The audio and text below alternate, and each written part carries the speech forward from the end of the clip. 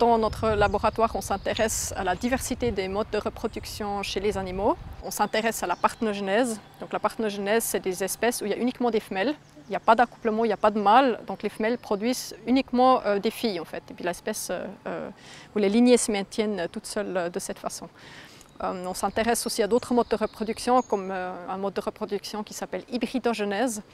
Ça, c'est des femelles qui transmettent uniquement les chromosomes de leur maman. Elles éliminent complètement le génome du père. Ou alors l'autre extrême, en fait, c'est des mâles qui se reproduisent de façon asexuée. Donc là, il y a deux spermes du mâle qui fusionnent ensemble pour donner le nouvel individu.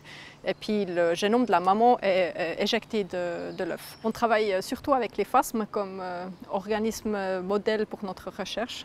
C'est parce que chez les phasmes, on a justement une grande diversité de modes de reproduction. Donc on compare une espèce sexuée avec une espèce parthenogénétique.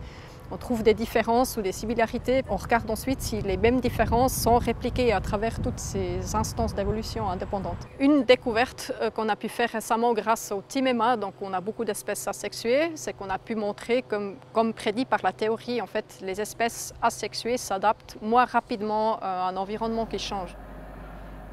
La méiose, c'est un processus biologique naturel qu'on trouve chez la plupart des êtres vivants et qui permet de préparer des cellules en vue d'une future fécondation, par exemple d'un œuf et d'un spermatozoïde. Donc c'est la préparation de l'œuf et du spermatozoïde et ça permet ensuite de donner des enfants avec un matériel génétique complet.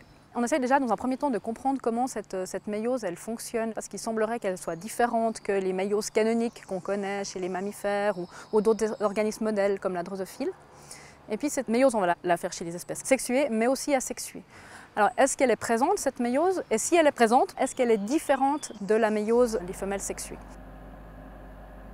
On va tout simplement sortir les gonades des individus, donc les ovaires ou les testicules des TIMEMA, qu'on va ensuite fixer pour que les protéines qui sont liées à cette méiose soient fixées et ne bougent plus.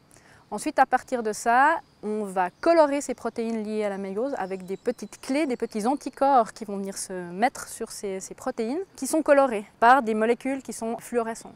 Et après, on va aller au microscope à fluorescence qui va permettre en fait de révéler ces mécanismes méiotiques. Donc on peut voir physiquement, visuellement, qu'est-ce qui se passe à l'intérieur des cellules en méiose.